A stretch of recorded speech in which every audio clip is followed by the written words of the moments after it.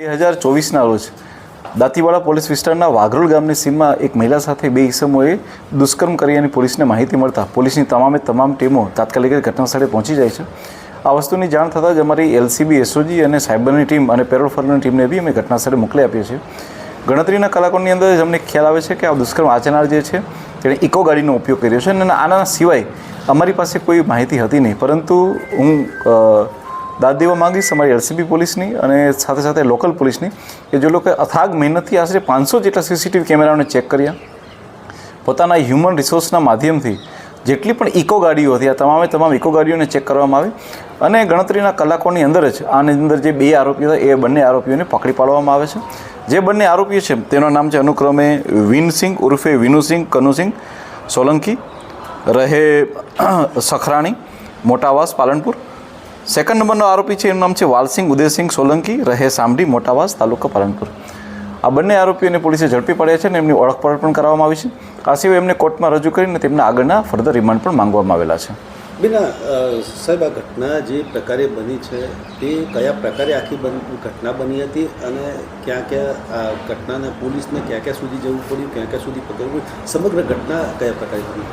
અમને જણાવું કે જે બંને ઈસમ હોય છે એમણે સાંજના આશરે 7:30 વાગ્યાની આસપાસ જે છે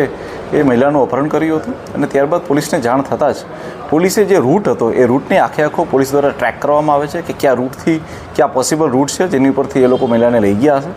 આ સિવાય પોલીસની પાસે જે ટેકનિકલ ટીમ હોય છે તેની મદદથી અમે લોકોએ અલગ ઘણા બધા વિસ્તારના ટાવર ડમ્પ લીધા હતા, જેથી કરીને કોઈ પણ જગ્યાએ આરોપીએ જો કોઈ સેલફોનનો ઉપયોગ કર્યો હોય કે બીજી કોઈ પણ વસ્તુનો ડેટાનો બી ઉપયોગ કર્યો હોય તો અમે લોકો જે છે તેને ટ્રેક કરી શકીએ।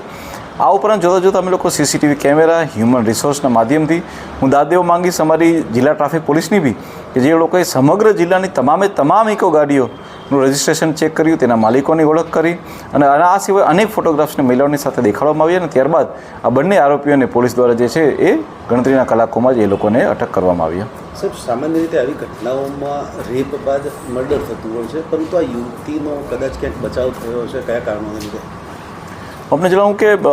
જ્યારે અપહરણ કરવામાં આવે છે ત્યારે એમનો કોઈ એવો મોટિવ હતો નહીં કે એમનું મર્ડર કરું, પરંતુ યુવતી બી ઘણી બ્રેવ હતી, એને જ્યારે મોકો મળે છે ત્યારે તુરંત જ ભાગી અને એ આવી જાય છે અને ત્યારબાદ અમને એ જાણ કરે છે કે એ આવી રીતના એ ભાગીને આવી ગઈ છે, જેથી કરીને યુવતી બચી જાય છે। પરંતુ યુવતી દ્વારા જગ્યા એક્ઝેક્ટ નક્કી ન થઈ રહી હતી અને આ ઉપરાંત રૂટ પણ યુવતી દ્વારા નક્કી નહોતો થઈ રહ્યો, પરંતુ પોલીસે અલગ ઘણા માધ્યમોથી આની અંદર હું આપણને કહેવા માગીશ કે અમારા પ્રોફેશનલ આઈપીએસ છે, પ્રોફેશનલ આઈપીએસે બી ખૂબ મહેનત કરી, ખુદ મહિલા છે, સાયકેટ્રિક મહિલા ડૉક્ટરનો બી કોન્ટેક્ટ કરવામાં આવ્યો અને આ બધા જ સંયુક્ત પ્રયાસોના